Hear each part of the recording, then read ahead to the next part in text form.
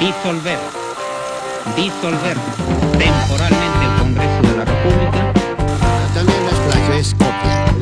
¿Copia dice? Es terrible, ¿ah? Qué hombre visionario ese cojudo. Sí me declaro inocente, totalmente inocente. Hola, soy Pedro Salinas y esto es Rajes del Oficio. El día de hoy tenemos otro invitado especial. Él está en estos momentos en Alemania, pero es colombiano. Se trata del periodista Juan Pablo Barrientos, el periodista que destapó el mayor escándalo de pederastia clerical en la iglesia colombiana. Juan Pablo, bienvenido al programa. Un gusto. Pedro, por fin podemos hablar, por fin podemos Así tener es. esta conversación que nos debíamos hace mucho Así tiempo. Así es. Qué maravilla estar acá en tu programa. Muchas gracias por la No, invitación. para mí es un honor para placer mí. conversar contigo también. Te cuento. No, genial, Pedro. Aquí estamos entonces. Bueno, vamos a hacer una presentación tuya. Tú en el año 2018 iniciaste una investigación en una radio, es una radio W o algo así, ¿no es cierto? Sí, W Radio. W Radio. Y luego esa investigación se plasmó en este libro que ya va por la sexta o séptima edición, que se llama Dejad que los niños vengan a mí, editado por Planeta, en una edición bastante bien cuidada. Y luego publicaste este otro, Este es el Cordero de Dios. Pero este de acá fue el que generó un sismo de 8 grados en la escala de Richter en la Iglesia Católica Colombiana. Cuéntanos cómo empezaste la investigación, Juan Pablo. ¿Cómo terminaste Pedro, en este tema? Yo soy de Medellín, pero vivo en Bogotá hace 9 años. Eres Y hubo paisa. una película, soy paisa, sí, soy orgullosamente paisa, pero hubo una película que me inspiró y es la película Spotlight, que se ganó el premio Oscar a mejor película en 2015 o 2016, no recuerdo bien. Y esta película cuenta la historia de los reporteros del Boston Globe, de los periodistas del Boston Globe, que tenían una unidad de investigación que se llamaba Spotlight. Y estos periodistas, entre el año 2000 y 2001, investigaron una red de pederastia en la arquidiócesis de Boston. Esa investigación determinó que entre el 7 y el 10% de los curas de Boston eran pederastas y que todos habían sido protegidos por el muy poderoso cardenal Bernard Law.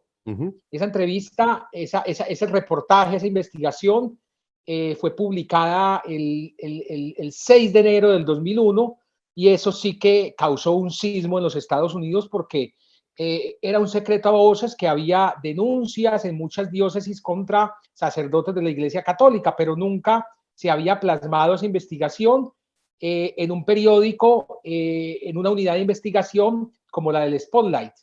Esto causó un efecto dominó en los Estados Unidos porque después de esa publicación comienzan a salir denuncias de todos los estados, de todas las diócesis.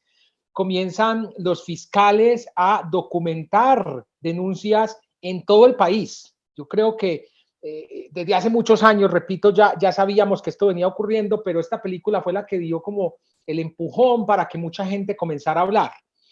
Esta investigación, la investigación del Boston Globe, que fue publicada en 2001. Y en 2015 hacen la película. 2002. Sí, 2001, sí, entre 2001 y 2002 hacen la investigación, en 2002 hacen la publicación, y luego sale la película que cuenta la historia de cómo estos reporteros del Boston Globe hicieron esta investigación. Al final de la película, antes de los créditos, dice: y en otras ciudades del mundo ha ocurrido lo mismo que ocurrió en Boston, y aparecen los nombres de 206 ciudades, 105 ciudades de Estados Unidos y 101 ciudades del resto del mundo. La única ciudad colombiana que apareció en ese listado fue Medellín, mi ciudad. Y a mí me llamó mucho la atención ese detalle porque pues yo no había ni visto, ni escuchado, ni leído ninguna investigación o no sabía de ningún cura condenado en Medellín por algún caso de pederastia. Eso fue lo que me motivó a comenzar a investigar. Y cuando comienzo a investigar, comienzo a hablar con fuentes, comienzo a ir a Medellín para tratar de documentar algunas historias, encuentro que hay 17 casos, que esa fue la primera publicación que hice el 21 de marzo de 2018, 17 casos de sacerdotes denunciados por abuso sexual a niños, niñas y adolescentes, todos encubiertos por el anterior arzobispo Alberto Giraldo y por el actual arzobispo Ricardo Tobón Restrepo. Entonces hago esa publicación, 21 de marzo, mucha atención. En Medellín encubrieron a 17 curas pederastas en la radio. En la radio. La investigación se llamó Dejar que los niños vengan a mí también. Pero luego pues me buscó Planeta y Editorial Planeta me dijo, no, queremos hacer un libro de esto, porque pues nunca se ha hablado o nadie se ha atrevido a escribir sobre el tema, pues queremos que tú escribas ese libro. Y yo, perfecto. Y comienzo a trabajar en el libro. Pero pues mientras comenzaba a trabajar, presenté la segunda parte de la investigación en septiembre de 2018, que ya no demostraba que había 17, sino 45 sacerdotes. Wow. No solo de Medellín, sino de otras ciudades del país. Entonces, el tema fue creciendo a pesar de las presiones y del acoso judicial y de las amenazas de muerte y de los insultos, porque cuando yo publico esta primera investigación el 21 de marzo de 2018, en Medellín la gente salió a las calles, pero no a protestar contra los curas pederastas, salieron a protestar contra el periodista, claro, y contra W Radio.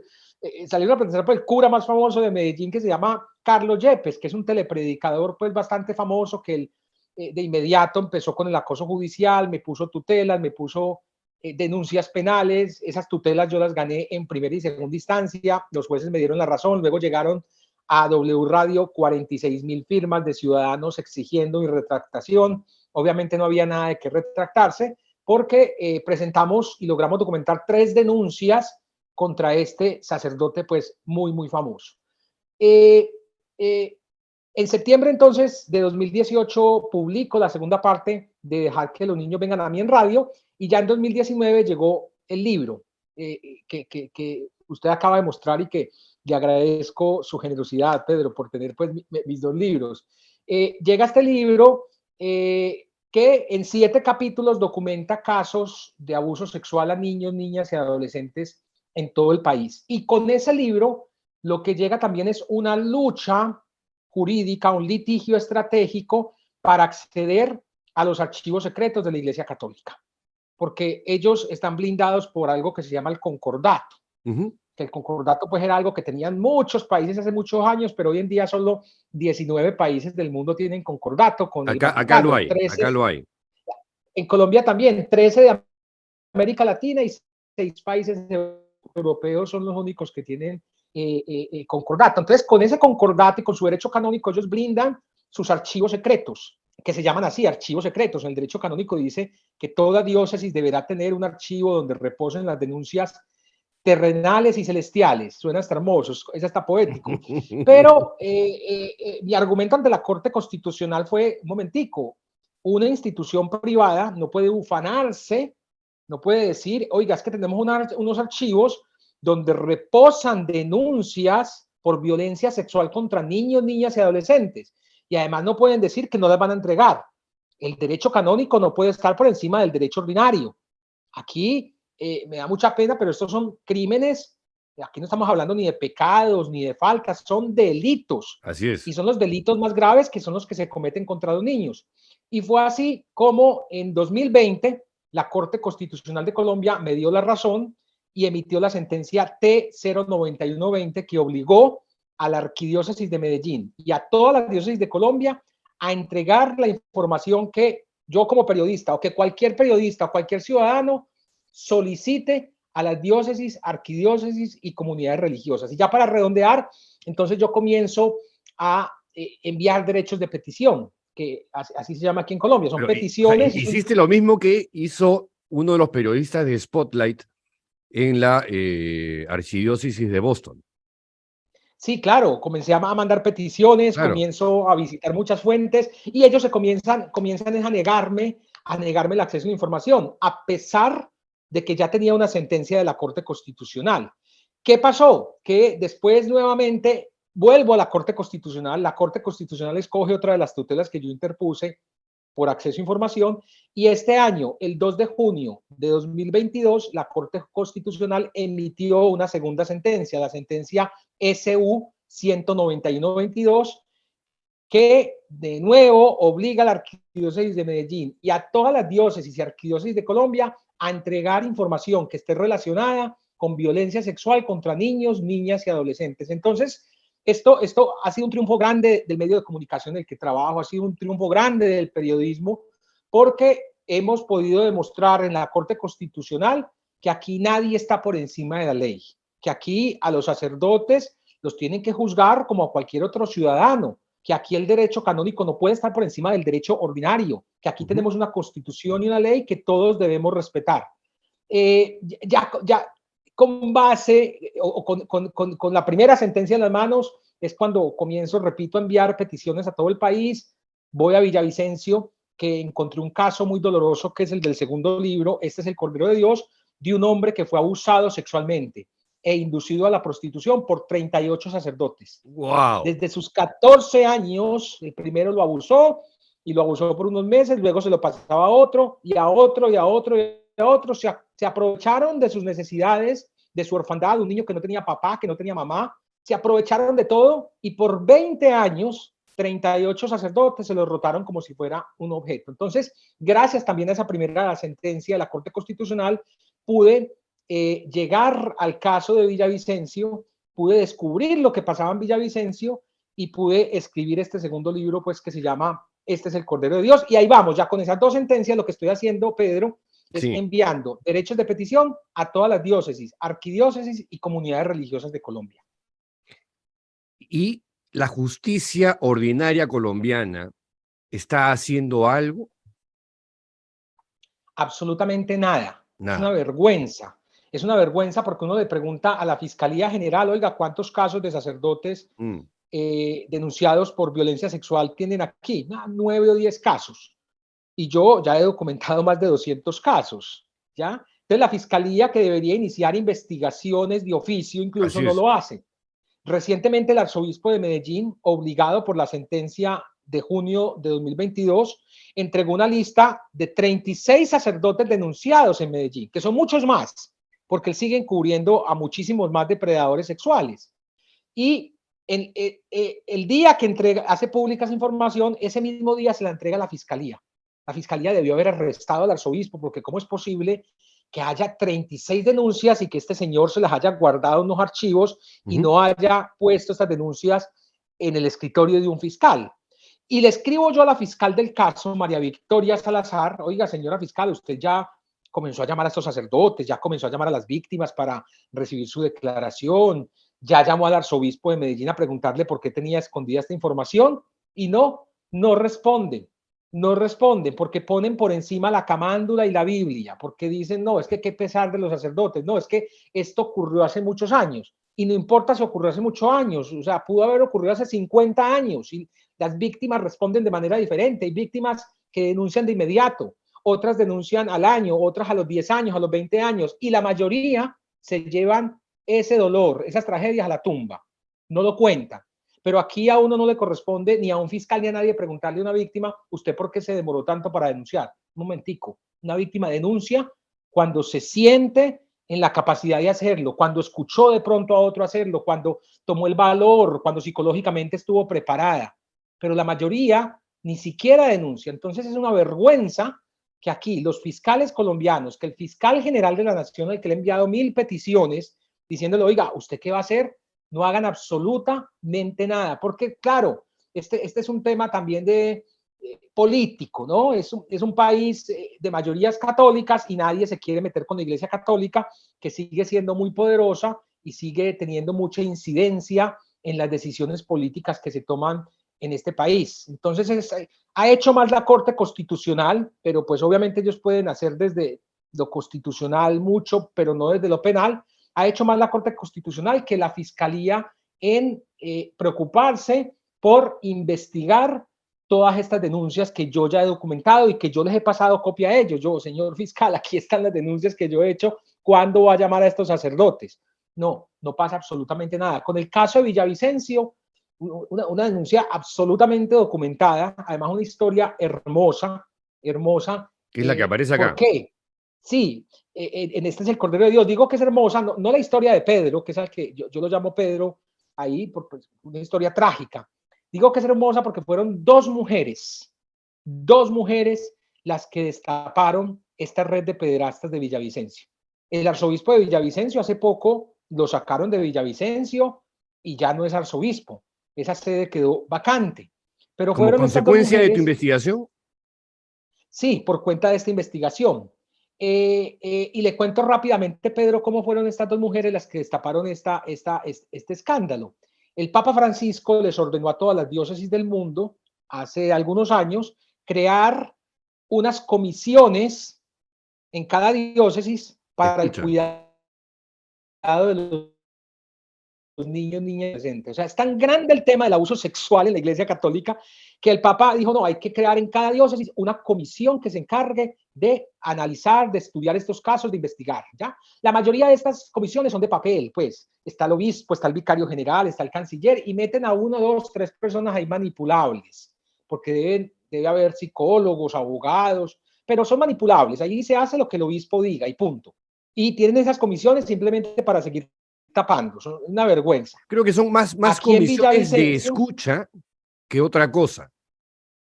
Sí, comisiones de escucha, pero también tienen el poder para no, sí, investigar claro, estos por supuesto, casos. Por supuesto. Lo tendrían si el obispo, por ejemplo, lo permitiera. El hecho es que en esta comisión de Villavicencio, al final... Dime, una curiosidad nada más. Sí. ¿Villavicencio queda en Medellín también? No, Villavicencio queda en los llanos orientales de Colombia, a 3 horas de Bogotá. Es la capital del departamento del Meta. Del Meta. Y entonces faltaban el arzobispo de Villavicencio, que era además el presidente de la Conferencia Episcopal de Colombia. El tipo estaba organizando la comisión y faltaban los 2 abogados que el Vaticano exige que haya en estas comisiones. Y le dijo a su vicario general, pongamos allá 2 viejitas, bien católicas, bien rezanderas. Y el vicario le dijo, con mucho gusto. Y se fue y se buscó 2 viejitas católicas rezanderas. Y estas 2 señoras estaban en esta comisión, iban a las reuniones mensuales, ya, normalmente. Y ellas me cuentan ahí, no pasaba absolutamente nada en estas reuniones. Hasta que un día apareció Pedro, el hombre que fue abusado e inducido a la prostitución. Y apareció haciéndoles un escándalo en la curia, en la arquidiócesis, porque ya había ido varias veces y no querían atenderlo. Tal fue el escándalo de Pedro que el arzobispo subió a un salón donde estaba reunida la comisión a llamar a su vicario general, a decirle, padre, ahí está ese hombre que dice que fue víctima de un montón de sacerdotes y está un poco molesto, ¿qué hago? Y entonces las 2 viejitas, que pues para nada son viejitas, son mujeres con toda la capacidad mental, jóvenes, pensionadas de la rama judicial, una de ellas le dijo, monseñor, ¿cuál hombre? ¿Y por qué nosotros no conocemos de esa denuncia? Si el Papa dice que nosotros en esta comisión tenemos que conocer todas las denuncias, venga a ver, yo quiero ir ya a hablar con ese señor. Y se salió de la reunión y se sale también la otra, se encierran a hablar con Pedro y cuando salen de esa reunión le dicen al arzobispo, monseñor, esto es muy grave y usted tiene que suspender de inmediato a todos los sacerdotes. Los tiene que suspender. El arzobispo no tuvo otra salida que suspender a 19 sacerdotes, porque ya otros ya estaban muertos, ya, y otros estaban en otras ciudades. Suspendió de inmediato a 19 sacerdotes, pero por la presión de estas 2 señoras. Y luego las 2 señoras le decían, monseñor, ya que lo suspendió, ahora toca ir a la fiscalía, porque el Papa dice que esto hay que ponerlo en el escritorio de un fiscal, para que sea un fiscal el que investigue. Si no va usted, vamos nosotras. En efecto, fueron ellas. Y en efecto, todo el caso de Pedro se ha movido gracias a que estas 2 señoras se movieron, gracias a que estas 2 señoras retaron al arzobispo y le dijeron, no señor, usted aquí no va a hacer lo que le da la gana. Lo que no sabía tal vez monseñor, no le contaron bien, que una de estas señoras, que se llama Olga Cristancho, fue la fiscal del caso Garavito. Aquí en Colombia el caso Garavito fue un caso de hace 20 años de un depredador sexual y asesino de niños que mató a más de 200 niños después de abusarlos sexualmente. Y esta fue la fiscal que capturó y puso tras las rejas a Garavito. Entonces, una mujer como estas, ¿ya? No iba a permitir que después de escuchar una historia tan dolorosa como de Pedro, el arzobispo la enterrara como quería enterrarla. La otra abogada, pues fue procuradora mucho tiempo aquí en Colombia. y también pues madre, esposa, muy católica de misa diaria, pero dijo, yo tampoco voy a permitir que el arzobispo le eche tierra a esto. Se llama Socorro Martínez. Y ambas fueron las que destaparon el escándalo de Villavicencio. Yo cuando me entero de la Villavicencio ya estas mujeres habían hecho todo. Yo cuando llego a Villavicencio ya habían suspendido a más de 30 curas, porque además de 143 curas de Villavicencio, 70 tenían denuncias por abuso sexual, Pedro, casi el 50%. Wow. Pero fueron estas dos mujeres, católicas, rezanderas, pensionadas, las que destaparon y se le pararon a Monseñor de frente y dijeron, no señor, usted aquí no va a hacer esto. Y en el libro yo hago una defensa de lo que significa la mujer y de cómo la mujer en la Iglesia Católica es un cero a la izquierda. Cómo la mujer en la Iglesia Católica es prácticamente la esclava. Cómo la Iglesia Católica es una estructura piramidal, patriarcal, donde la mujer no tiene poder, donde la mujer la ponen a un lado, donde la mujer es simplemente un producto de marketing, la Virgen María. Ya la mayoría de parroquias tienen nombre de advocaciones marianas, pero solo para eso. El poder acá lo tienen los hombres y eso yo no sé si en algún momento va a cambiar. ¿Ya? Pero aquí son dos mujeres las que se enfrentan, las que destapan esta red de pederastia, las que dicen no más, esto no puede ocurrir. Y eso fue algo muy hermoso, porque entonces a mí me han acusado de ser el enemigo número uno de la Iglesia Católica en Colombia, que no lo soy, yo no me considero enemigo de nadie. Aquí fueron dos señoras de misa diaria. Ese es un clásico, ¿no? La estigmatización. Sí, hay un libreto pues de atacar al mensajero, de que se quiere acabar con la obra de Dios.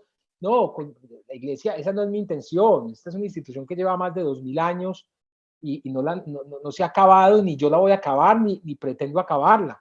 Aquí estoy haciendo unas denuncias muy graves que han estado en esos archivos secretos y que, creo yo, no las deben juzgar desde el derecho canónico ni investigar desde el derecho canónico, sino que las deben investigar desde la justicia ordinaria. Fiscales y jueces son los que tienen que entrar a investigar qué hay en esos archivos secretos. Punto. El día que lo hagan, el día que haya una apertura completa frente a esos archivos secretos, pues yo estaré un poco más tranquilo y podré dedicarme a otros temas, que me dedico a otros temas desde el medio en el que trabajo. Pero aquí no pueden seguir escondiendo a delincuentes en esos archivos y los fiscales y los jueces no pueden seguir tapándose los ojos y diciendo conmigo no es. No, señores, es con ustedes. Porque la Constitución de Colombia, el artículo 44 de la Constitución de este país dice que los derechos de los niños están por encima de todos los otros derechos. Entonces, si eso es así, comencemos por aquí, por la Iglesia Católica. Y claro, yo soy consciente y también lo he dicho, el lugar más peligroso para un niño es el hogar. El 90% de los abusos sexuales los cometen los papás, los tíos, los abuelos, los primos. Y aquí hay un problema grave en Colombia. La cantidad de niños abusados sexualmente es una cifra escandalosa. Pero ese es un dato estadístico prácticamente universal, ¿no? Lo que pasa es que inmediatamente después de la familia y el entorno cercano, la institución que continúa después de la familia es la Iglesia Católica. Totalmente de acuerdo, es la Iglesia Católica y después vienen escuelas, después vienen Boy Scouts, vienen otras entidades, pero la Iglesia Católica, pues como entidad privada, como entidad religiosa, después de la familia, es la que está violando niños y es la que está blindando del actuar de la justicia a miles de delincuentes y depredadores sexuales, ¿ya? Porque no estamos hablando ni de manzanas podridas ni de casos aislados, esto es un tema estructural. Esto es la estructura de la Iglesia Católica que permite que estos abusos se sigan cometiendo. Aquí la Iglesia Católica, pues en el mundo tiene más de 250,000 parroquias. Entonces les permiten mover a un pederasta de parroquia en parroquia, de país en país, sin que las comunidades se enteren de que esta persona está poniendo en riesgo a otros niños porque viene de violar a otros niños. Fíjese, Pedro, que en la última respuesta que me entrega el arzobispo de Medellín sobre estos 36 sacerdotes denunciados, 25 de ellos aparecen con ya pagó la pena canónica. Entonces fueron curas que violaron niños, los suspendieron desde el derecho canónico unos mesecitos o unos años y volvieron a ser curas. ¿Cómo así? Ahí están poniendo en riesgo a más niños, porque es que una persona que viola a un niño, perdóneme, no puede volver a estar en contacto con niños. Yo tampoco estoy pidiendo la pena de muerte o en algunos, eso me parece a mí populismo punitivo, cuando piden cadena perpetua, pena de muerte, no. Yo tampoco pido eso. Tiene que haber unas penas desde la Constitución y la ley que tienen que ser severas, ¿ya? Y si esa persona paga su pena en una cárcel, si fue condenado por un juez de la República, está bien que pueda salir de la cárcel, pero ¿cómo es eso que lo ponen de nuevo frente a comunidades y lo ponen de nuevo junto a niños? Vuelven a violar, ese es el problema. Y yo he documentado también esto, que curas que han pagado cárcel y que la arquidiócesis o las arquidiócesis vuelven y lo ponen en una parroquia, es un cura que vuelve a violar niños. No, señores, perdónenme, pero es que, repito, están en contra de los derechos más importantes que relata nuestra Constitución, artículo 44, que son los derechos de los niños. Y aquí entonces no, el arzobispo se enojó mucho cuando yo dije, la Iglesia Católica es una entidad de pederastas, es una empresa de pederastas, pero es que eso me lo confirma. De todos estos 36, 25 pagaron su pena canónica y ya volvieron a ser curas como si nada. Ya se les borró entonces esa etiqueta de pederastas o ese crimen que cometieron. No, eso no se borra. Eso no se borra. Y así ocurre no solo en Colombia, sino en todo el mundo. Yo leo reportajes todo el tiempo de Estados Unidos. Hace poco, arzobispo de Buffalo en Estados Unidos, en Nueva York, de 28 curas suspendidos, volvió a nombrar a 17 de ellos después de que pagaron una pena canónica. ¿Cómo es eso? ¿Cómo es eso? ¿Cómo puede ser eso posible? Entonces, sí es una institución que protege a los pederastas, que los encubre y que los promueve. Punto. Así se enoje y así salga el arzobispo a insultarme. Perdóneme, pero los datos que usted me está entregando apuntan a que la teoría que yo estoy lanzando es absolutamente cierta. La vez pasada me tocó presenciar a un cura que aceptaba o diagnosticaba que en la Iglesia Católica en el Perú sí había un abuso sistémico, estructural. Fue replicado por otro sacerdote.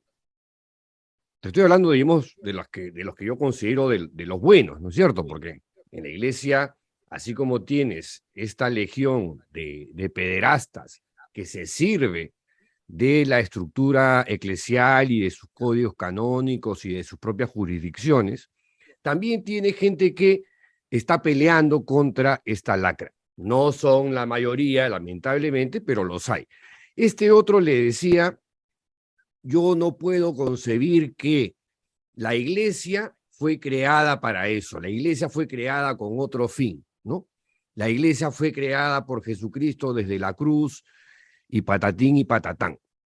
Estos ya son, digamos, casos que se dan y que hay que enfrentar.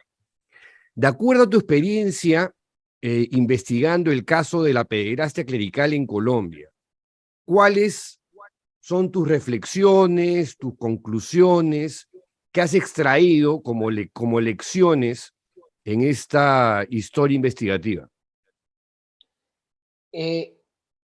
La primera, Pedro, es que yo creo que no hay ningún acto de contrición de la Iglesia Católica en Colombia para decir aquí nos equivocamos, aquí la embarramos, aquí hemos fallado y vamos a cambiar. No existe. Nada. Aquí siguen encubriendo a depredadores sexuales, siguen pagando millonarias sumas a firmas de abogados para seguir escondiendo los archivos secretos. Un cura me comentaba esta semana que la arquidiócesis de Medellín ha pagado más de 1.000 millones de pesos, eso es como $250.000, en el último año solamente para silenciar a las víctimas, para que no hablen ni con la prensa ni vayan a la fiscalía. Y eso me lleva entonces a una segunda lección, que es que en esta investigación yo he encontrado 4 patrones de las víctimas de sacerdotes pederastas. El primero es que la mayoría son varones, niños varones. El segundo es que vienen de familias disfuncionales donde generalmente falta el papá. El tercero es que son monaguillos, son acólitos. Y el cuarto es que son muy pobres, son niños muy, muy pobres. Entonces, cuando hay un abuso sexual y el niño va y le cuenta al papá o a la mamá, generalmente a la mamá, porque el pederasta sabe e identifica, repito, ese patrón de que el niño no tiene papá, la mamá lo primero que hace, y como es tan pobre, va a denunciar a la arquidiócesis, porque no tienen para pagar un abogado para ir directamente a donde deberían ir, que es a la fiscalía. Entonces, claro, llegan a la arquidiócesis y allí lo que hacen es silenciarlos con millonarias sumas. Venga, quédese callado, perdónenos, al padre lo vamos a cambiar de parroquia, tome esta platica y firme aquí. Incluso esas firmas las llevan a notaría. O sea, aquí hay notarios que también han cometido crímenes al cohonestar estos delitos, al permitir que en una notaría vayan a notarizar unas firmas con las cuales silencian a unas víctimas.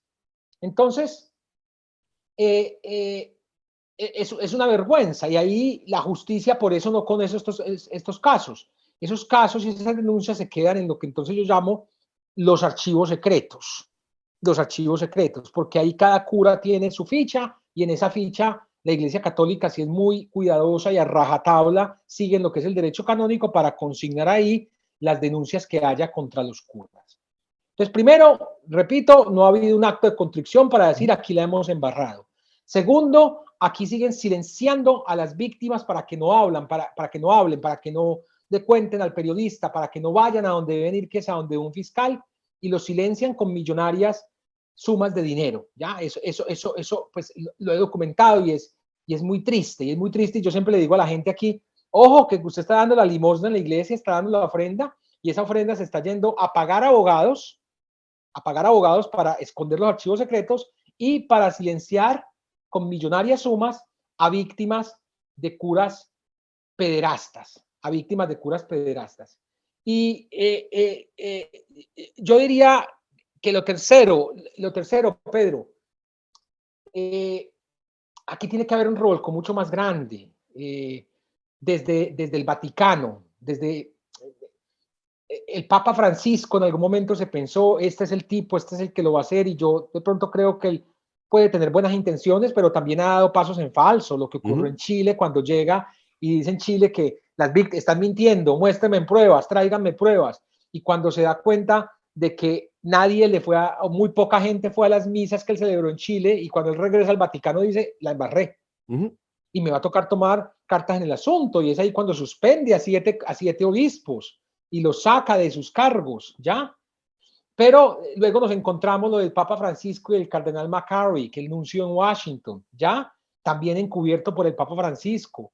Nos encontramos lo de George Pell, el cardenal australiano, que aunque fue absuelto por la justicia australiana, por un tema más procesal que de cualquier otra cosa, porque ahí siguen las víctimas reclamando justicia contra George Pell, pero el Papa sale a atacar a las víctimas y a abrazar y a defender a George Pell. O el caso del cardenal alemán, el arzobispo de Múnich, Reinhard Marx, que primero sale y dice, aquí los archivos secretos, eso no existe porque los quemamos. Eso lo desaparecimos. Y sale y lo dice de frente. Pero después sale y entonces dice, eso lo dijo en la cumbre antipederastia. Hágame el favor. Pero además renuncia. Él presenta la carta de renuncia y dice, esto se nos salió de las manos. Aquí no hay nada que hacer. Y yo me siento mal por lo que el Papa lo ratifica. Y el Papa no le acepta la renuncia y lo ratifica.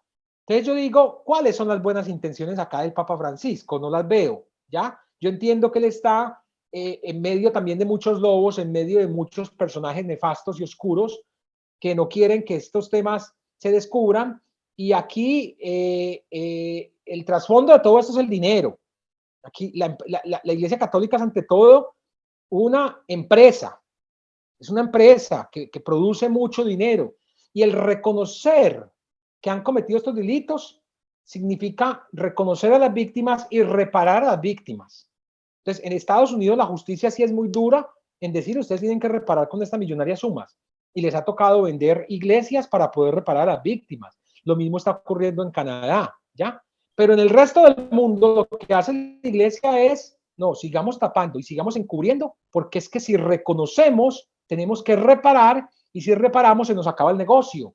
Tenemos que vender iglesias, tenemos que abrir nuestras cuentas para reparar. Una cosita, Entonces es, Juan es, Pablo, es sí. bien problemático, es bien problemático eso, y yo creo que, hombre, yo esperaría más del Papa Francisco, que ha hecho cositas, sí, a diferencia de otros papas, creo que ha dado unos pasos más importantes, pero pues no se atreve a dar ese paso final para erradicar del todo, para al menos hacer una evaluación estructural de esto que ocurre en todos los rincones donde está la Iglesia Católica. Sí, te quería hacer una precisión, porque en la introducción de tu libro, si te refieres bien o de buena forma al Papa Francisco, e incluso lo mencionas como alguien que pasará a la historia como el Papa que enfrentó la pederastia, ¿no? A diferencia de Benedicto XVI y a diferencia, evidentemente, de el santo Juan Pablo II, que Hágame el favor, encubrió santo. a pederastas como Marcial Maciel, entre otros, ¿no? ¿Qué ha cambiado en tu percepción respecto del Papa Francisco? Porque ahora Bueno, te noto más sí, incisivo y hasta agresivo con el Papa argentino. no, yo quise pensar en el momento, bueno, y aquí un expresidente, Juan Manuel Santos, tiene una frase muy famosa que dice, solo los idiotas no cambian de opinión, ya, algo, o solo los imbéciles no cambian de opinión, algo así. Mm. Cuando escribo este libro, que hago la investigación 2018 y lo publico en 2019, lo que veía yo era un papa que, a pesar de que ocurrió lo de Chile, a pesar de lo del cardenal McCarrick, era un hombre que estaba enviando unos mensajes. Pero en la medida en que me meto más en la investigación, en que investigo más, en que hablo con víctimas, en que hablo con esos sacerdotes que usted reseña como curas que están dando la pelea dentro de la iglesia para acabar con esto, encuentro que aquí solo tenemos un papa tal vez de buenas intenciones y de titulares muy bonitos y grandilocuentes para los medios de comunicación, pero de muy pocas acciones para erradicar de fondo la pederastia. Por ejemplo, yo en ese libro, por ejemplo, también hablo muy bien del cardenal Rubén Salazar. ¿El quién es? Que era cardenal colombiano, era arzobispo de Bogotá, ya se retiró. Y digo, el cardenal Salazar, aquí en Colombia, oiga, está haciendo las cosas bien, muy bien. Veo que es un tipo que está tomando esto muy en serio.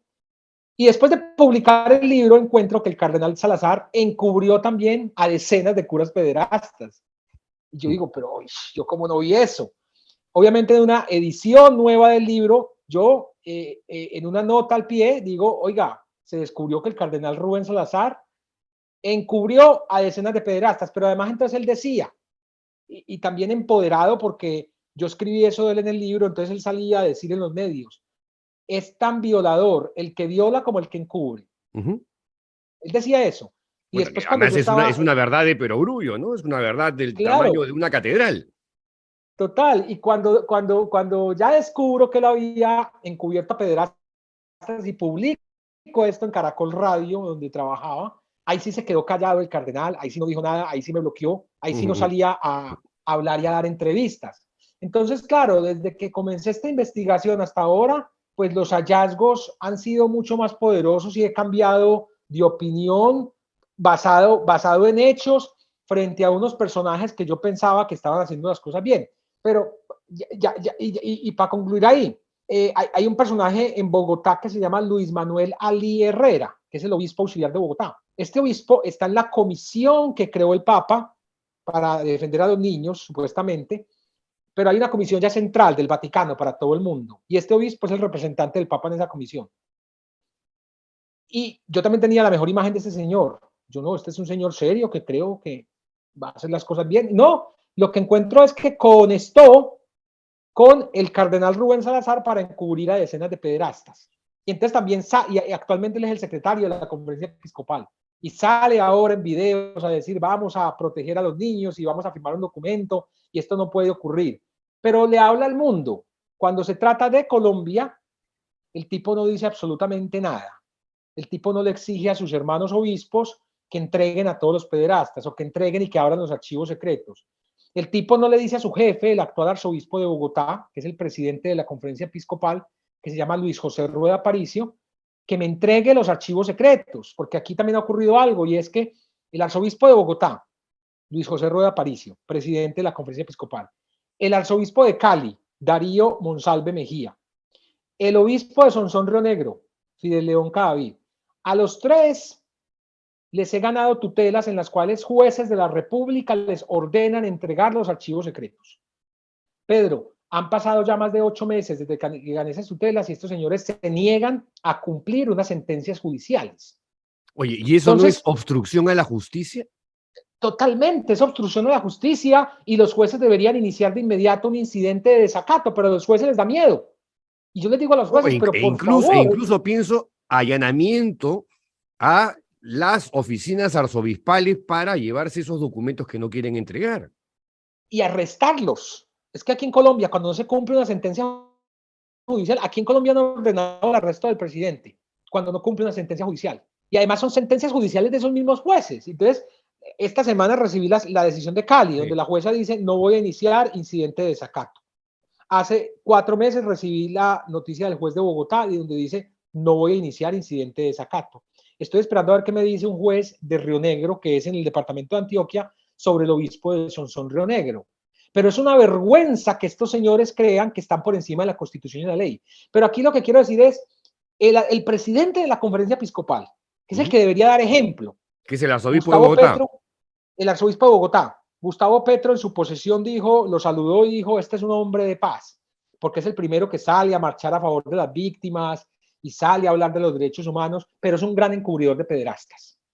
También. Y ahí está al lado Luis Manuel Alí, que es el secretario de la Conferencia Episcopal y que está en esta comisión internacional que creó el Papa, que no dice nada frente a que su jefe no cumpla esa sentencia judicial. Y el arzobispo de Cali también se autoproclama defensor de derechos humanos, pero es uno de los grandes encubridores de pederastas en Colombia, de los grandes y más peligrosos. ¿Tú dirías, Juan Pablo, que en Colombia hay una red de encubrimiento entronizada en la Iglesia Católica colombiana? Ah, totalmente. Y es Sí. más, he ido más allá, Pedro. He ido más allá al decir, incluso retomando palabras de fiscales de Estados Unidos, que califican a la Iglesia Católica como una empresa del crimen organizado transnacional. Y esa empresa del crimen organizado transnacional hace que estructuralmente aquí haya una red de encubrimiento desde las más altas cúpulas de la Iglesia a todos estos curas pederastas. Es una vergüenza. O sea, la Conferencia Episcopal aquí en Colombia es una absoluta vergüenza. A estos señores no les importan las víctimas. Lo que han salido a atacar es al mensajero, decir, es que este es el enemigo de la Iglesia, es que son algunos miembros de la Iglesia. No, no son algunos miembros. Aquí estamos hablando de cientos de curas pederastas que todavía no han respondido a donde deben responder, que es en el escritorio de un fiscal y en el escritorio de un juez de la República. No, y por lo que dices, estás hablando de autoridades eclesiásticas vigentes que estarían al tanto, encubriendo, protegiendo y no brindando información que para ellos es reservada, o como dices tú, archivos secretos, que no están ofreciendo a la justicia colombiana. No, totalmente. Y todos también encubiertos y protegidos por el nuncio apostólico, el nuncio es como el embajador del Vaticano en cada país. El nuncio, aquí en Colombia se llama Luis Mariano Montemayor, es argentino, del corazón del Papa, amiguísimo del Papa. Y este señor filtra todas las noticias que manda el Vaticano, las filtra bien filtradas para proteger a todos estos obispos encubridores. Obispos encubridores y también algunos abusadores sexuales. En el caso de Villavicencio, en el libro Este es el Cordero de Dios, logré documentar una denuncia por abuso sexual contra el arzobispo Óscar Urbina Ortega, que en ese momento era el presidente de la Conferencia Episcopal. Yo creo que el caso de Urbina fue tan grande que por eso lo sacaron silenciosamente de Villavicencio. Lo sacaron silenciosamente. Pero aquí tenemos a un señor que se llama Ricardo Tobón Restrepo, arzobispo de Medellín, que es el encubridor más grande y más peligroso de este país. ¿Por qué dices peligroso, Juan Pablo? Pues porque siguen cubriendo a pederastas que en este momento están en parroquias poniendo en peligro a niños, niñas y adolescentes. Y para mí eso es ser muy peligroso. Yo estoy escribiendo un libro que lo voy a titular, hasta el momento el nombre va así, es Pederastas. Y se enfocan los dos en los obispos. porque, y retomo ahí las palabras del cardenal Rubén Salazar, en el sentido de, es tan peligroso el que viola como el que encubre. Y el que está violando lo está haciendo porque hay un señor que es su jefe, que no hace nada y que le permite que él siga violando. Entonces es tan peligroso ese que está violando como ese que está encubriendo. Y digo que es el más peligroso porque es al que más le he documentado casos de encubrimiento a sacerdotes abusadores de niños, niñas y adolescentes. Pero casos documentados con cartas. Por ejemplo, en la única entrevista que Ricardo Tobón me dio, el arzobispo de Medellín, le pregunto por un cura que se llama Roberto Cadavid. Entonces me dice, Roberto Cadavid, sí, ya él fue expulsado de la iglesia, yo lo suspendí, lo expulsé, yo, muy bien. ¿Y usted sabía que él estaba en Estados Unidos, monseñor? Me dice, no, yo no tenía ni idea, yo no sabía que él estaba en Estados Unidos, en la diócesis de Brooklyn. Yo, y si usted hubiera sabido, ¿qué hubiera hecho? Entonces me dice en la entrevista, que está grabada y yo la publiqué, dice, le hubiera avisado al obispo de Brooklyn que este sacerdote era un pederasta. En ese momento yo no tenía las cartas con las que Ricardo Tobón recomendó a este cura en Brooklyn. Después de esa entrevista, que fue la única que me dio, yo me comunico con el obispo de Brooklyn y le digo, oiga, este sacerdote está allá en Brooklyn y el arzobispo de Medellín dice que él no sabía. Y el obispo de Brooklyn, Anthony Di Marcio, furioso, me llama y me dice, te voy a mandar ya las cartas con las que este señor lo recomendó en 2012 y lo voy a denunciar ante el Vaticano. ¿Cómo es posible que este señor esté mintiendo de esta manera? Él recomendó a Roberto Cadavid, a pesar de que era un pederasta. Pero fíjate el cinismo con el que me dice a mí, en ese momento yo no tenía las cartas, yo eso lo consulté después, pero me dice, no, yo no sabía que él estaba allá. Y si hubiera sabido, le hubiera dicho al obispo de allá. ¿Con qué hipocresía y con qué cinismo me habla? Y yo, ¿pero qué es esto? Y después Daniel Coronel, que es uno de los periodistas más importantes de Colombia, si no el periodista más importante, él publicó una columna que ustedes pueden buscar en Google como El reportero y el arzobispo. Y ahí Daniel muestra la prueba reina, que son estas cartas con las que Ricardo Tobón recomendó al pederasta Roberto Cadavid y con las que después él dice, yo no sabía que él estaba allá. Después de eso era para que este señor lo hubieran sacado de inmediato de Medellín, pero no. Sigue ahí. Siguió en Medellín porque tiene unos padrinos en Roma, Beniamino Estela y otros muy poderosos. Este es discípulo de Alfonso López Trujillo, el nefasto Alfonso López Trujillo. Entonces es un intocable. Pero después de una prueba reina como la que se mostró, el señor sigue ahí. Y sigue ahí y hace entonces 20 días, un mes, la corte le ordena entregar la lista de los sacerdotes denunciados por pederastia y sale y entrega esta lista de 36. Y la mayoría de ellos suspendidos un tiempito y volvieron a ser curas. Entonces sí estamos hablando de un peligroso encubridor de pederastas en Colombia, protegido por las más altas esferas vaticanas, protegido por el Papa Francisco directamente, porque para nadie es un secreto que Medellín es una sede, es la ciudad que más curas tiene en Colombia. Es una de las ciudades que más curas tiene en América Latina, y parroquias y seminarios. O sea, cualquiera quisiera ser arzobispo de Medellín. En Colombia, muchos preferirían ser arzobispo de Medellín que de otras ciudades. Entonces es protegido y el Papa estuvo en Colombia, visitó Colombia y se da el abrazo con Ricardo Tobón y no pasa nada, no pasa absolutamente nada. Entonces yo digo, aquí deberían enviar unos mensajes y esos mensajes son, oiga. Pero es posible que el Papa no esté adecuadamente informado sobre este personaje, como ocurrió en el caso chileno con Juan Barros y los otros obispos que formaban parte del entorno del célebre pederasta chileno Fernando Karadima. ¿Podría haber una ausencia de información? Pues Pedro, yo lo dudo. Yo le he enviado muchas cartas al Papa. Me imagino que esas cartas las botan. Esos 2 libros que usted tiene, yo se los envié al Papa. Yo me imagino que eso no pasa ningún filtro y eso no lo entregarán a él. Pero ha sido tan grande el escándalo de Ricardo Tobón en Colombia, porque es sobre el que yo he señalado hace 4 años que es un encubridor de pederastas, que es imposible que ninguno de los otros obispos de Colombia le haya informado al Papa. Porque además no lo quieren los otros obispos. Los otros obispos lo detestan y hay una guerra de poderes entre ellos impresionante. Entonces es imposible que eso también pasa acá. No le haya informado al Papa. Es imposible que el Papa no sepa de las jugaditas de Ricardo Tobón y de lo peligroso que es para las comunidades aquí en Colombia este señor. O sea, que yo asumo que en una siguiente edición, esto de que Francisco pasará a la historia como el papa que enfrentó la pederastia, será cambiado en una siguiente edición. Yo creo que sí, ya está en la 7ª edición. Para la 8ª edición, yo creo que debe haber un anexo, Una fe de ratas, una fe de un ratas. anexo que resuma más o menos el trabajo, una Pero, fe de ratas ahora, para, yo te para pregunto, corregir o para actualizar o para decir. Sí. yo te pregunto lo siguiente, Juan Pablo. ¿Qué haría que esa percepción tuya respecto del Papa, que veo que ha cambiado radicalmente y ha dado un giro de 180 grados, recupere, digamos, esta fe en este pontífice argentino que, si bien es cierto, ha tenido cagadones, metidas de pata hasta los corvejones, ¿qué debería hacer para que tú digas, oye, efectivamente, este papa, con sus limitaciones, con sus errores, con una curia bastante corrupta, tiene la intención de hacer bien las cosas? Yo creo que tiene que hacer lo mismo que hizo en Chile. Votar a En todos Colombia los... debería a todos los que hacerlos han dimitir. encubierto a pederastas, hacerlos dimitir de inmediato. ¿Cuántos obispos aproximadamente hay en Colombia? Acá son En como Colombia, 50 y algo. No, aquí en Colombia son más o menos unos 80, 90 Wow. obispos. Hay 77 diócesis con obispos auxiliares, hay unos 80 o 90. Wow. Y de esos 80 o 90 tienen que hacer dimitir por ahí unos 70.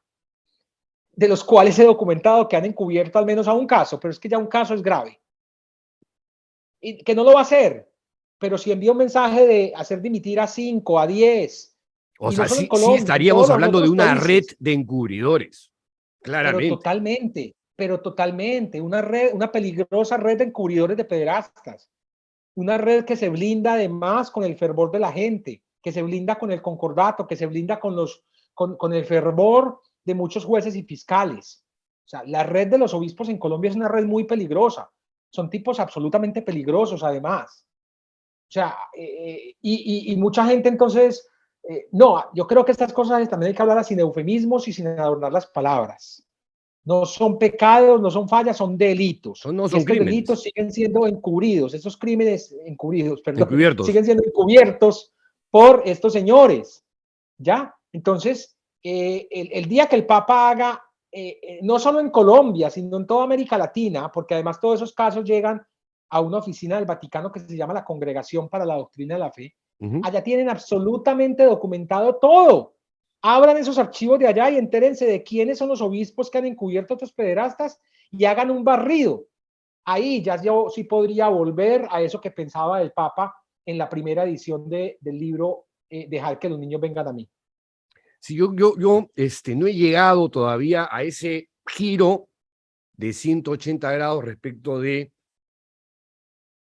percibir al Papa como un Papa indolente o parte de este juego encubridor.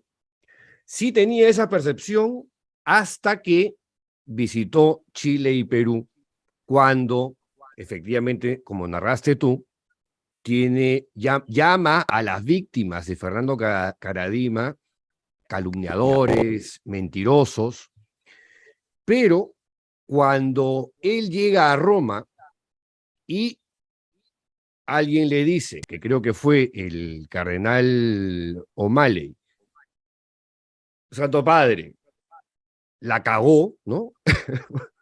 o algo más eufemístico, pero vemos ese haber sido el mensaje, llama a las tres víctimas principales, a los tres principales denunciantes de Caradima en Chile, que son Juan Carlos Cruz, James Hamilton y José Andrés Murillo.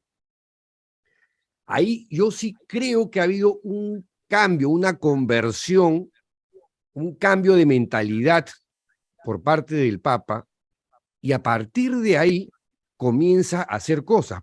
Lo que tú mencionabas del cardenal McCarrick, o sea, al final termina siendo defenestrado por el Papa Francisco. Lo que tú mencionabas del cardenal George Pell, que es integrado a esta comisión de la reforma de la curia, y a él le encarga el cargo de ministro de Economía y Finanzas del Vaticano, y luego es llamado por la justicia australiana por encubrimiento y por él mismo, por ser él mismo acusado de por lo menos 2 casos de abusos sexuales a menores, incluso pasa un tiempo en la prisión, luego ya lo han liberado, pero ha aparecido una denuncia más contra él en este segundo. Es verdad que el Papa lo defiende hasta el final, pero luego se distancia. Y desde entonces hasta la fecha, sí, o sea, hay, digamos, momentos pico que tiene el Papa, o sea, esto de la cumbre antipederasta que al final, digamos, vamos, o sea, en los hechos, el fenómeno persiste, el cáncer sigue haciendo metástasis, pero fue un gesto inédito, histórico. Eso no había pasado. Y luego, lo que yo acabo de ver la semana pasada, en un caso en España, donde Juan Cuatrecasas, fundador de la ONG Infancia Robada, que es una ONG muy importante de activistas en España contra la pederastia, fundado por Juan Cuatrecasas, cuyo hijo fue abusado sexualmente siendo menor por un numerario del Opus Dei. La justicia termina sentenciándolo y el prelado, que es el número 1 del Opus Dei, Ocaris, le manda una carta ofensiva, insultante, mezquina a Juan Cuatrecasas diciéndole: vamos a respetar la sentencia, pero no estamos de acuerdo con ella. No le pide perdón a su hijo y solamente le manda saludos. Y el Papa acaba de intervenir. Le ha mandado una carta y de hecho vamos a investigar este tema aquí en la iglesia.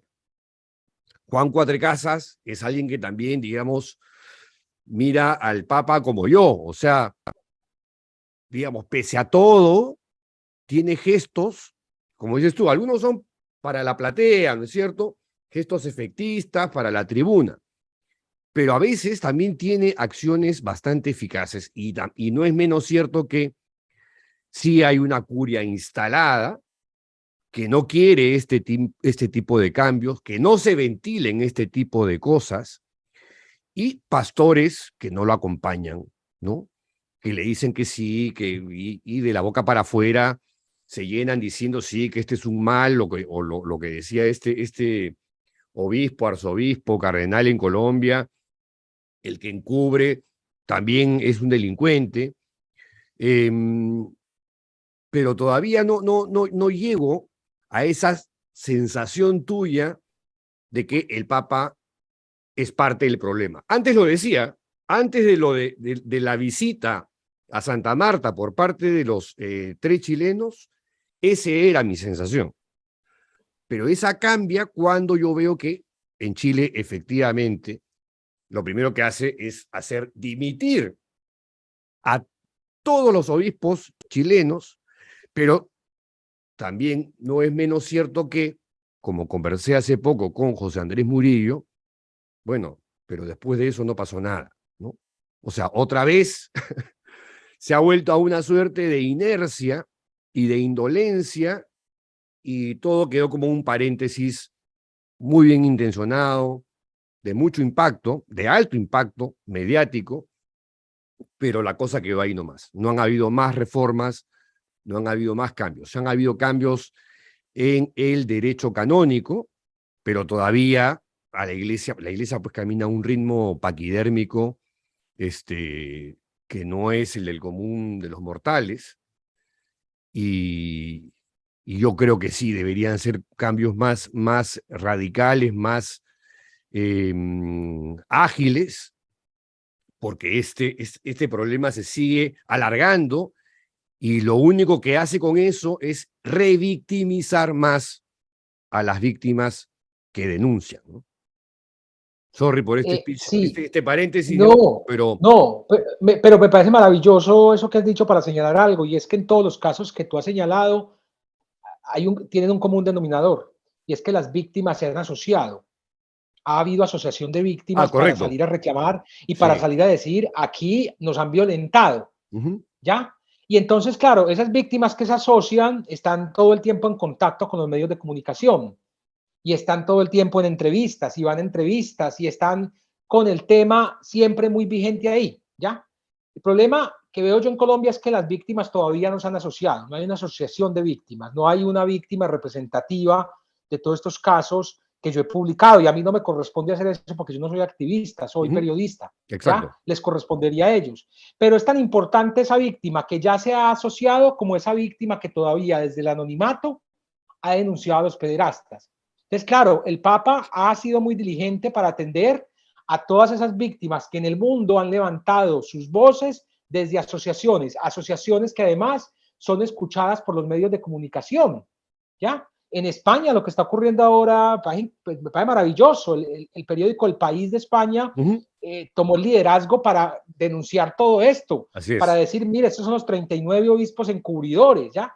En Colombia no hay ningún medio, el único medio es un medio que es el medio en el que yo estoy, que se llama Vorágine, que tiene apenas 2 años y que es un medio independiente. Es el único medio que está publicando todas estas denuncias. Pero en todos los otros países donde las víctimas se han asociado, han encontrado plataformas en los medios de comunicación y esas plataformas son las que ha permitido que el Papa se pellizque y que el Papa actúe diligentemente. Pero son tan importantes, repito, esas víctimas que ya tienen esa posibilidad de asociarse y que han encontrado las plataformas como aquellas víctimas anónimas que el Vaticano conoce porque tiene sus archivos en la Congregación para la Doctrina de la Fe y por ende la acción debería ser similar.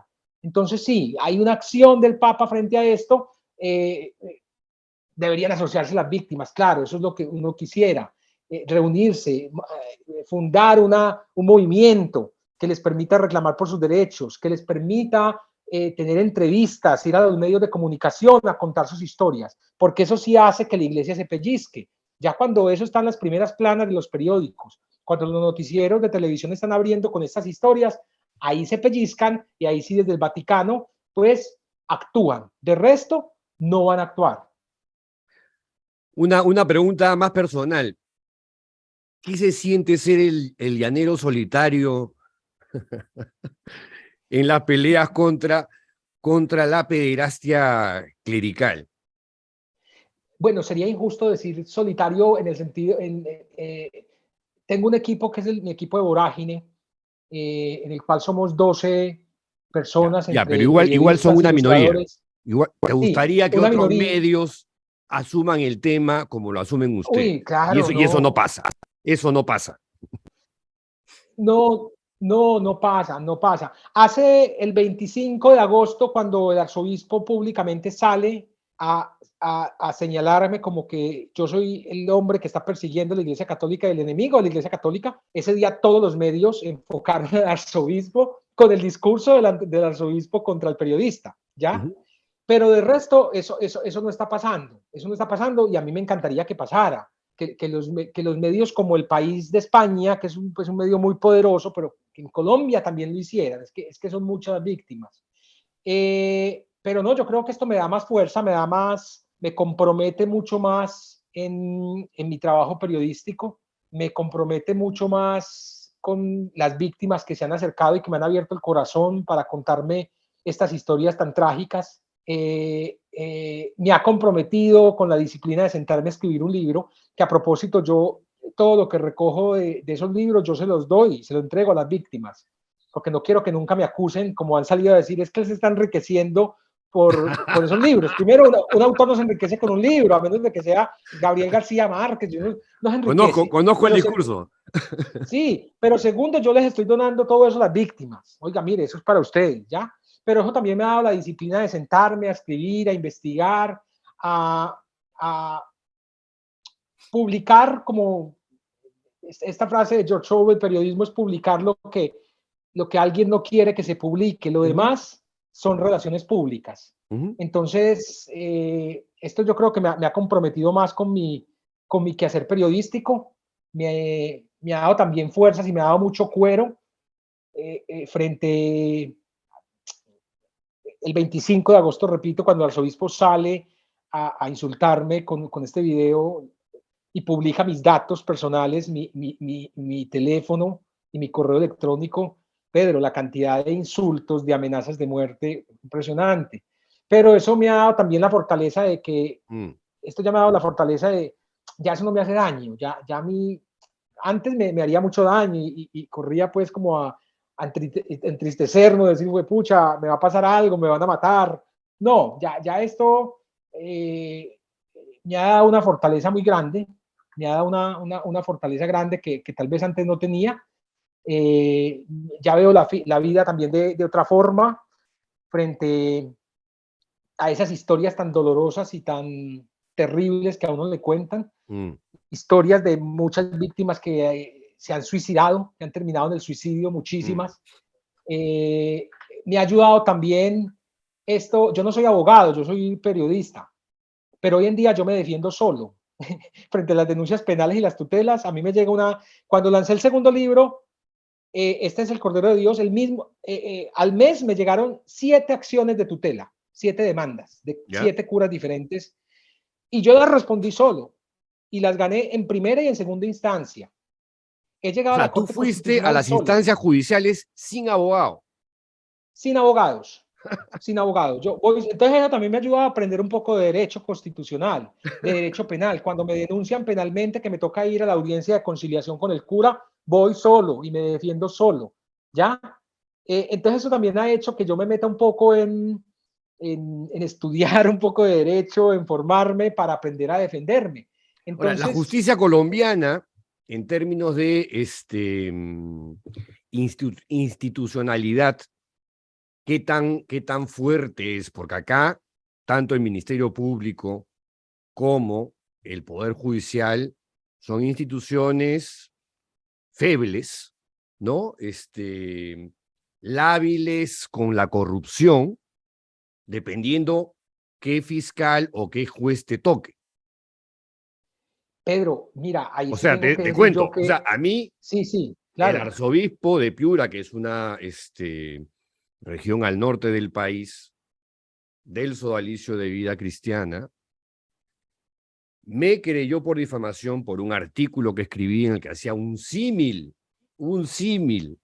entre él y uno de los obispos chilenos, Juan Barros, y me llevó a litigar a Piura, que está a 1 hora en avión de acá, en un proceso judicial muy expeditivo, por no decir sumario, y en primera instancia me condenaron.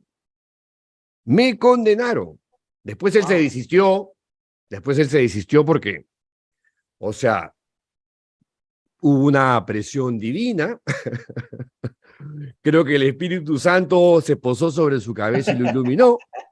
Además que hubo una cosa inédita, porque no solamente lo hizo conmigo, lo hizo con mi colega Paola Ugaz, que es la coautora de la investigación que hicimos aquí en el caso peruano, sobre el caso peruano, y la conferencia episcopal se solidarizó con nosotros, ¿no? Una cosa histórica. Y a partir de ahí se replegó. Pero claro, lo que vino a continuación fue una campaña de asedio mediático y judicial en toda regla. Mediático, digamos, entre comillas, estamos hablando de un pequeño grupo de 3 o 4 medios de cuasi clandestinos, la mayoría, y de periodistas, entre comillas, que cumplen más bien un rol de otra naturaleza, ¿no? Pero que siempre son los mismos medios, siempre son los mismos periodistas, que siempre esgrimen que, por si acaso, esta acusación falsa, calumniosa, no tiene nada que ver con el caso Sodalicio, y se citan entre ellos, se entrevistan entre ellos, y van armando una narrativa, tanto para Paola como para mí, que no ha cesado hasta el día de hoy, y que sí tiene una correlación surrealista con instancias fiscales o instancias judiciales. Por eso te hago la pregunta, porque Yo sí no puedo, no concibo la idea de ir a un tribunal sin un abogado competente a mi costado. Además, te cuento como anécdota, en una de las primeras investigaciones fiscales, la fiscal, un día que estaban presentes 4 o 5 abogados de los principales señalados en el caso Sodalicio, no asistió, no apareció. Y el proceso interrogatorio lo asumieron, o sea, tomaron las riendas los abogados. Y era como haber entrado a una cueva de lobos y enfrentarte a esta jauría tú solo. Por supuesto, en ese momento estaba con un súper buen abogado, Héctor Gadea, y entre los dos nos batimos a duelo contra todos estos lobos feroces, ¿no? Pero, para que tengas una idea, digamos, de cómo funcionan las cosas acá, en Piura me condenan, me llevan a litigar a Piura cuando yo había escrito el texto en Lima. O sea, como le dije en ese momento a mi entonces abogado, Carlos Rivera, le dije, oye, de una vez que me enmarroquen, ¿no? Que me pongan las esposas porque yo no pienso ir a Piura. O sea, es territorio del arzobispo, y lo más probable es que me condenen. Y Carlos me dice, Pedro, es tan absurdo y estúpido lo que están proponiendo como querella, como demanda, que no tiene ni pies ni cabeza, no va a pasar nada. Bueno, Juan Pablo, me condenaron. No, lo siento Bueno, mucho y me solidarizo ya con no vos y existe, con digamos, porque Paola. se extinguió al momento del desistimiento, pero esas cosas pasan en el Perú. Por eso te hago la pregunta sobre qué tan robusta, qué tan firme es la justicia, el Poder Judicial colombiano o el Ministerio Público colombiano. Mira, yo sí he sentido todas las garantías, plenas garantías de los jueces y Ya. fiscales de Colombia y de la Corte Constitucional al momento de defender la libertad de prensa, la libertad de opinión, la libertad de información. Desde que comencé esta investigación en 2018, he tenido acoso judicial, todo el que usted quiera, y he ganado en todas Claro. las instancias, incluyendo la Corte Constitucional. El problema y la falencia que yo veo en la justicia colombiana es el momento de llevar a juicio y de investigar a los curas pederastas. Ahí sí no se meten, ahí sí no escuchan a las víctimas. Y cuando Ya. las víctimas van de un fiscal, las revictimizan y no pasa absolutamente nada y simplemente archivan el caso. Ya, y eso lo Entonces, hay una atribuyes tú a, digamos, la imagen poderosa que representa simbólicamente la Iglesia Católica en Colombia. Y a los abogados tan poderosos que tienen ellos, porque cuando una víctima va y denuncia, ellos meten los mejores abogados y pagan los mejores abogados, entonces no pasa nada. Pero en mi caso, repito, me solidarizo pues con vos y con Paola. En mi caso, yo sí he sentido todas las garantías y he sentido una justicia bastante robusta y garantista, y que me ha permitido expresarme, que me ha permitido publicar libremente estos 2 libros, que me ha permitido hablar abiertamente de esta problemática en Colombia. En ese sentido, yo sí, la verdad, no tengo queja alguna. Incluso estas 2 sentencias de la Corte Constitucional, yo no me las esperaba, y ambas sentencias fueron con decisión unánime de los 9 magistrados de la Corte Constitucional, que es la corte más importante del país. Unánime, no fue 5-4, 6-3, no, 9-0. 9-0. Entonces sí encuentro garantías al momento de desarrollarme o de desarrollar mi quehacer periodístico en Colombia. Encuentro esas garantías. Garantías Qué bueno. que, repito, no encuentran las víctimas al momento de llevar estos casos ante un fiscal o ante un juez. Ahí sí no hay garantías y ahí sí no pasa nada. Como otra anécdota, el relator para la libertad de expresión de la Comisión Interamericana de Derechos Humanos de la OEA, Pedro Vaca. Es un colombiano, Pedro Vaca, estuvo hace pocos meses aquí en el Perú porque tenemos problemas con el tema de la libertad de prensa y el acoso judicial, el uso de la justicia para amedrentar periodistas.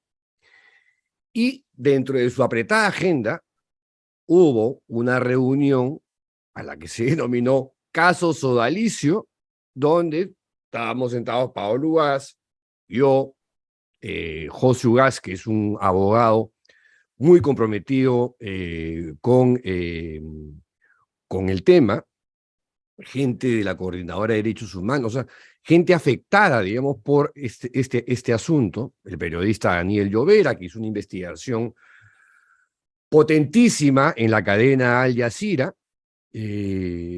porque, claro, o sea, ya este destape fue en el año 2015, vamos año 2022, y no hay forma de que Pao y yo miremos hacia otro lado para abordar otro tipo de temas. O sea, ellos mismos nos tienen enganchados al tema porque nos han declarado la guerra, ¿no es cierto? Y, bueno, si quieren guerra, nos pintaremos pues la cara de azul como Mel Gibson en Braveheart e iremos hasta el final, ¿no es cierto? Porque así son las cosas.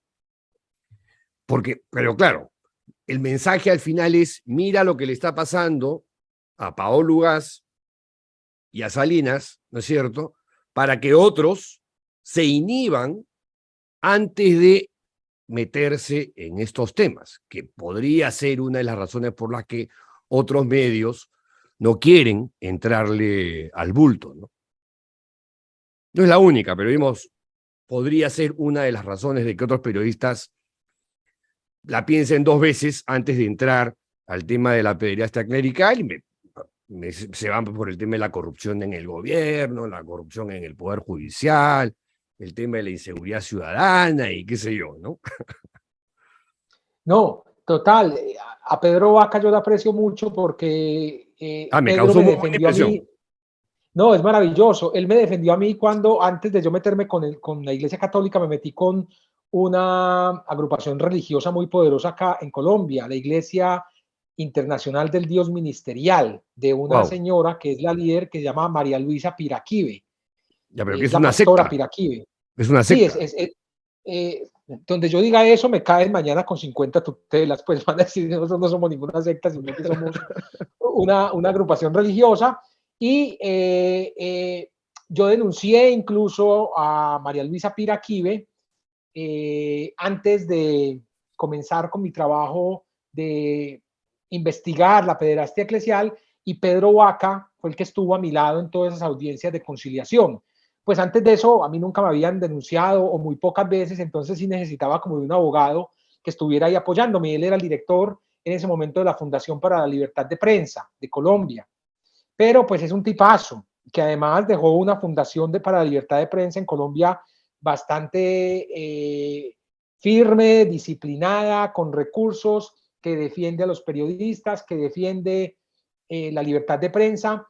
Pero en el fondo, mira, lo que vos estás diciendo es lo que ellos buscan. Ellos saben que no van a ganar. Ellos en el fondo, muy en el fondo, saben que ni vos ni yo estamos mintiendo. Ni pero buscan desgastarte. Exacto. Emocionalmente, económicamente. Oye, tú sabes que claro, el 8 de enero de este año entraron aquí en mi casa 30 tipos armados. Vi los videos. Bueno, vi los videos. Forma parte de este asedio interminable, y ahí lo de Pedro Vaca dio unas declaraciones al diario El Comercio, que es el diario, digamos, más representativo aquí en el Perú, diciendo algo así como: el allanamiento a la casa del periodista Pedro Salinas no pasa ningún test de proporcionalidad, ¿no? Para que veas el nivel extremo al que pueden llegar. Y lo hacen con absoluta impunidad, enmascarando las cosas de otra cosa, pero digamos, sabemos perfectamente que de dónde vienen los golpes, ¿no? De dónde vienen los tiros. Sí, y eso es lo que buscan.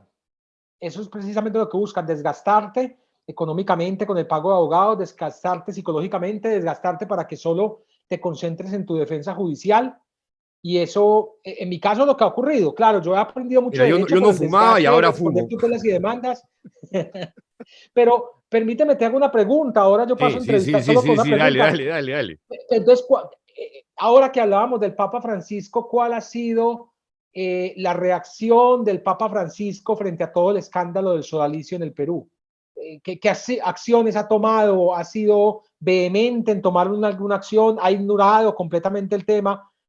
¿Qué reacción ha tenido el Vaticano con todo lo que vos y Paola han destapado allá? Buena pregunta. Buena pregunta porque han habido amagos, ¿no?, de respuesta 8 días o 7 días antes de visitar el Perú, antes de que Francisco se convirtiera en el Francisco consciente del fenómeno del cáncer que amenaza a su iglesia, envió un comisario al sodalicio de vida cristiana, comisarió la institución, ¿no? Que eso es como, wow, qué fuerte. Pero claro, era un efecto de imagen reputacional para decir, oye, estoy haciendo cosas. Y nos mandó a un obispo colombiano, el de Antioquia, Monseñor Noel Londoño, que Obispo de Jericó. el obispo de Jericó, de la región de Antioquia, ¿no? Sí, de Antioquia. Ya fue una payasada, una farsa, revictimizó a las víctimas. Tengo ahí cartas de víctimas del sodalicio pidiéndole una reunión, además de gente que podía darle información muy valiosa, y a algunos los maltrató. O sea, nunca, es que no solamente nunca los recibió, sino que los maltrató. Entonces tú dices, puta madre, o sea, esto es otra finta más. Y de hecho acaban de celebrar el sodalicio sus no sé cuántos años de aprobación pontificia como sociedad de vida apostólica, y lo celebran el día del cumpleaños, encima el día del cumpleaños de su fundador, ¿no? Pederasta, digamos, ya aceptado por la propia organización. Entonces tú dices, oye, estos tipos no han cambiado y siguen ahí, siguen existiendo.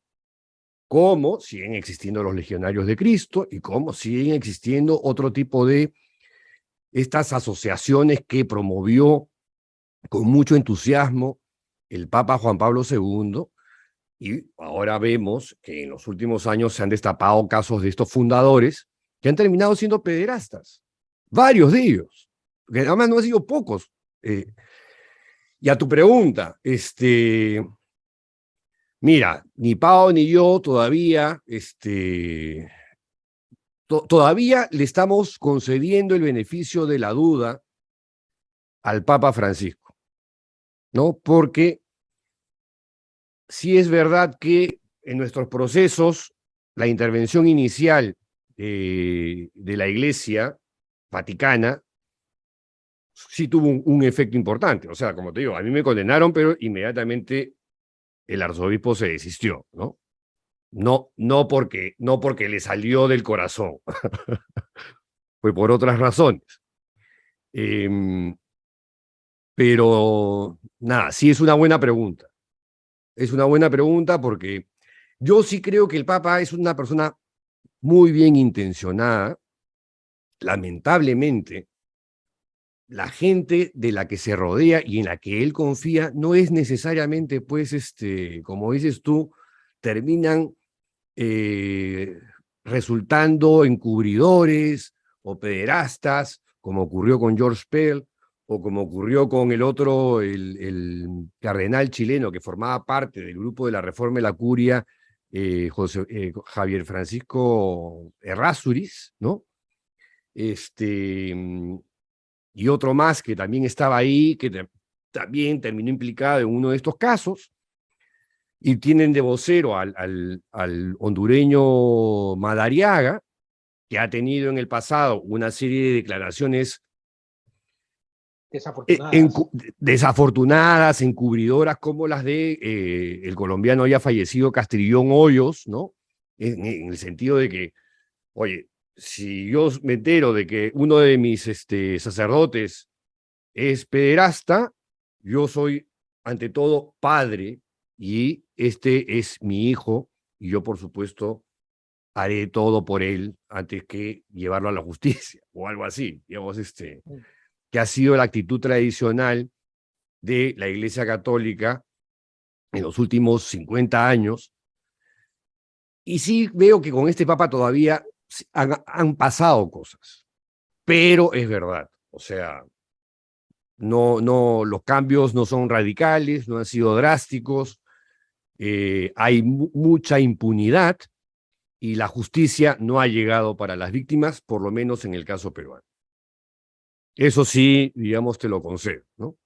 No, bueno, sin embargo, digamos, seguimos en la lucha. ¿Cuánto tiempo crees tú que vas a seguir en este tema? Uy, Pedro, ¿Cuánto tiempo más? Yo me estoy preguntando eso hace rato. Sí. No, pues imagínate, desde 2015 estás en esto. Así es. Bueno 7 años. desde el 2010. 2010. 2010 fue 12 años. cuando descubro a la primera víctima de abuso sexual del número 2 del sodalicio de vida cristiana, ¿no? Y a partir de ahí es que llamo a Paolo Ugaz y comenzamos la investigación que dura 5 años. Y cuando publicamos el libro, Pau y yo dijimos, misión cumplida, y no, en el 2018 comenzó la persecución, hasta el día de hoy, ¿no? Pues hasta que me permitan vivir, Pedro. Yo vengo de un país muy violento, donde sí, van matando así por así, y las amenazas de muerte, incluso las últimas que recibí, pues tuve que presentárselas a un fiscal, y los fiscales están preocupados en Colombia. Me han dicho, tómate esto un poco más en serio, aquí hay fanáticos que quieren hacerte daño. Pero mientras siga habiendo víctimas que me sigan buscando, pues yo no las voy a ignorar. Yo no puedo ignorarlas, sino que seguiré publicando esas historias, seguiré buscando en esos archivos secretos y seguiré esperando que en algún momento la iglesia diga, señores justicia ordinaria, señores fiscales, jueces, aquí están esos archivos secretos, como hicieron en Francia. Mira que lo de Francia es algo muy hermoso. Así es. Los mismos obispos contrataron una comisión, y esa comisión llegó a una conclusión dolorosísima: 216,000 víctimas de 1950 a 2020, 216,000 víctimas de sacerdotes. Y si son laicos, son más de 300,000 víctimas. Exactamente. Las cifras son escandalosas, dolorosas, pero son necesarias. O sea, lo que hicieron los obispos franceses es de avanzada, y lo deberían copiar todos los obispos del mundo. El día que los obispos peruanos, los obispos colombianos, los obispos de América Latina, de todo el mundo, hagan un alto en el camino y hagan lo mismo que hicieron en Francia, y que ya que entre a actuar la justicia de cada país, fiscales y jueces, ahí ya uno queda un poco más tranquilo, porque ya si llega una víctima donde uno le puede decir, listo, yo te puedo recibir la denuncia periodísticamente hablando, como lo he venido haciendo, pero mira que aquí ya tienes una puerta abierta, porque la justicia se ha abierto, la iglesia se ha abierto, la iglesia ha hecho un alto en el camino, ha hecho un acto de contrición, y ya puedes ir a donde un fiscal, ¿ya? Entonces, ojalá eso ocurriera, y ocurriera pronto, porque eso haría que yo diversifique un poco más los temas en los que trabajo, que repito, pues trabajo en muchos otros temas, ¿no? Corrupción, narcotráfico, todo lo que usted se imagine que hay en Colombia. Pero obviamente este tema me ocupa un 60-70% de mi tiempo. Lo hago con mucho amor, lo hago con cariño, y lo hago sobre todo con agradecimiento por todas esas personas que me confían esas historias a mí, que me abren su corazón, porque una historia de abuso es una historia muchas veces de vergüenza. Es gente que nunca ha contado porque le da pena, ¿ya? Pero a mí me cuentan esas historias, y yo no tengo más que agradecerles, porque han visto que yo me he tomado esto en serio, y porque por lo que me contás vos también, desde 2010 hasta la fecha, 12 años, esto no es como cualquier otra historia que uno publica como periodista, que la publicó y ya, y chao, next, ¿qué historia sigue? No, aquí uno crea unos lazos con estas historias, con estas víctimas, con estas personas, que son lazos para toda la vida. Entonces, hasta que me permitan hacerlo, hasta que no me maten y hasta que la iglesia haga un acto de contrición similar al que hicieron los obispos franceses. Podría seguir conversando contigo, mi querido Juan Pablo, porque es como verme reflejado en un espejo de alguna manera. Te agradezco, como dices tú, nos debíamos esta conversación desde hacía bastante rato. Yo seguí la persecución inicial contra ti, ahí me enteré de tu libro, me lo he conseguido. Lamentablemente recientemente, ya lo comencé a leer y dije, es el momento para hablar con Juan Pablo. Ya habíamos tenido comunicación antes por WhatsApp para cosas muy puntuales, pero nada, te agradezco por la entrevista, te agradezco por lo que haces, por tu compromiso con las víctimas y por tu compromiso en esta pelea que yo considero que es sumamente justa y hay que librarla, como dices tú, hasta el final, hasta las últimas consecuencias. Así es, Pedro, te agradezco a vos el tiempo y tanto vos como Paola, también de lejos sigo el trabajo de ustedes, son una inspiración para el trabajo que yo hago, para lo que estoy haciendo. Y yo creo que cuando uno se inspira y cuando ve que hay otras personas en otros países dando esta pelea desde el periodismo, es muy valioso. Entonces ahí sí no me siento tan solo como estoy en Colombia. Pero ya cuando veo esas redes de América Latina y cuando veo las redes del mundo, cuando veo a la gente de ECA, de End Clergy Abuse, activistas y periodistas, ahí uno se siente un poco más acompañado y ve que hay mucha gente que estamos tirando todos para el mismo lado, estamos jalando para el mismo lado, así que sigamos jalando para el mismo lado y encantado y gracias por esta conversación tan maravillosa. Gracias a ti nuevamente. Fue Juan Pablo Barrientos, autor de Dejad que los niños vengan a mí, una publicación de Planeta que lamentablemente no está en librerías limeñas, debería, pero no están. Lo encuentran, como yo, en Buscalibre, ¿ah? Que he encontrado que es el mejor sitio para conseguir este tipo de publicaciones. Es la librería más grande del mundo, ¿no?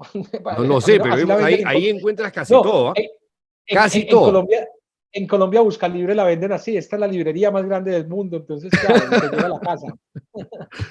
Muy bien, Juan Pablo, un gran abrazo desde el Perú. Y la verdad que tú estás con 7 horas más en Alemania. Ya es hora de descansar. Hasta una siguiente oportunidad. Me falta todavía, pero bueno. Chao, muchas gracias, Pedro. Nos vemos. Y con ustedes, amigos, hasta la siguiente entrevista. Chao.